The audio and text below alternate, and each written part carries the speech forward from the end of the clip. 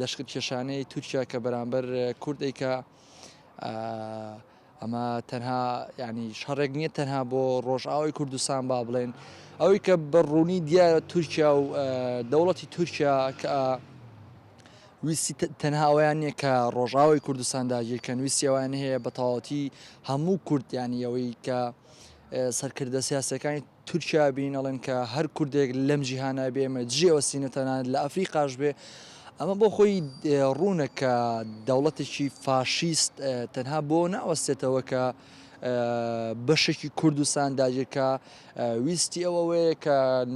کورد لەسەر نەخشە بسرێتەوە ئەوەی کە ئێستا ئابینێت دایان بارەگای سیخوڕی کە لە ناو کوردستانی باشوورەیانی بۆ نمونە تۆ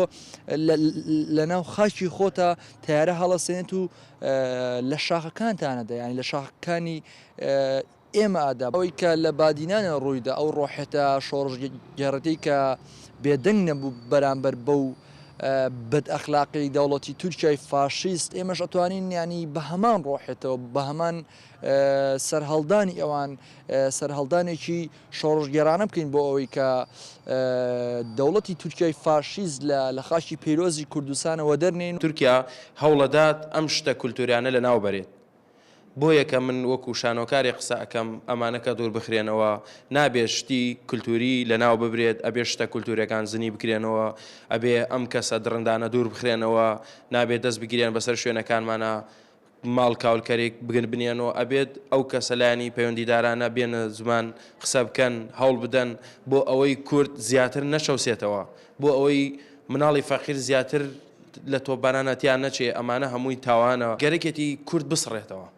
گەرەکێتی شوێنەکانی کورد داگیر کە کللتوری کورد نەیەڵێت بەڵام کورد چەندێک وە نەهامەتی هاتە چەندێک ئەم کولتوری پاراستووە ئیتر ئێمەش کە داواکانی لەلایەنی پەیوەندیدار نێڵن ئەو ئیشانەی کە ئەوان لە مێشکیانیان نێڵن بیکەن ئەو کارانە پوچەڵکەن و زیاتر لە سنوورەکان دووریان بخەنەوە زیاتر ئازاری مناڵ و دایک و باوک نەدەن. مەترسێکی زۆر گەورەیە لەسەر تەواوی یەکپارچەی خاکی عێراق و بە تایبەتی هەرێمی کوردستان و دواتر ئەمە مێژوەکەی دەگەڕێتەوە بۆ ساڵی 1991 لە دوای ئەوەی کە ڕاپەڕینە مەزنەکەی ساڵی 1991 لە باشووری کوردستاندا دەبینین تورکیا لەشکرکێشیەکی گەورە ئەکا بە بیان و یارمەتیدانی حزبێکی دیاریکرا و پارتێکی دیاریکرا و دێتە هەرێمی کوردستان بەڵام هەتاوەکو ئێستاشی لەگەڵا بێ هێزەکانی تورکیا لە چەند ناوچەیەکی هەرێمی کوردستاندا وجودیان هەیە نەکوەکو وجودێکی ئیستەخباراتی بەڵکو بە ئاشکرا دەبینین بنکە و بارەگای ڕسمیان هەیە ئەمەش بە پێی یاسانە و دەوڵەتەکان بە هیچ شێوەیە قابلی قبول نییە بەڵام زۆر بەداخەوە مووقفی حکوومەتی عێراقیە تاوەکو ئێستا لاواز بووە بۆ دەرکردنی ئەم هێزانە لە باشووری کوردستان و لە پێناو پاراستنی یەکپارچەیی خاکی عێراق بۆ ڕوونکردنەوەی ئەم بابەتە بۆ ئیشکردنی جدی لەسەر ئەم قەزیە پێویستەکە پەرلەمانی کوردستان بە زووترین کات دابنشیوە ئەمە بکاتە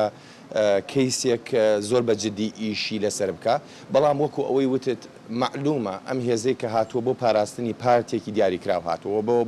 پاراستنی بەرژەوەندی ئابووری خۆی هاتووە معلومە تورکیا ئێستا هێمە هەموو ئەزانی تورکیا هەیمەنەیەکی گەورەی کردوتە سەر کوردستان لە ڕووی ئابووریشەوە ئەبینی نەوتی کوردستان زۆرێک لە بیرە نەوتەکانی کوردستان لەلایەن تورکیاوە بەڕێوە ئەبرێن و هەروەها ئەو پارەشەکە ئێمە لە نەوت چنگمان ئەکەوێ لە وڵاتی تورکایە بۆیە ئەبینین هەرێمی کوردستان هەتاوەکو ئێستا خاوەن سیادەیەکی قانونی خۆی نییە و خاوەن سیادەیەکی نەتەوەی خۆی نییە بۆیە وەکوتم دەکرێت لە ڕێگای پەرلەمانەوە لە ڕێگای لۆبی نێودەوڵەتیەوە لە ڕێگای جوڵاندنی شەقامەوە لە ڕێگای سەحافە و ئاعلامەوە پێویستەکە ئیشی جدی لەسەر ئەم بابەتە بکرێت.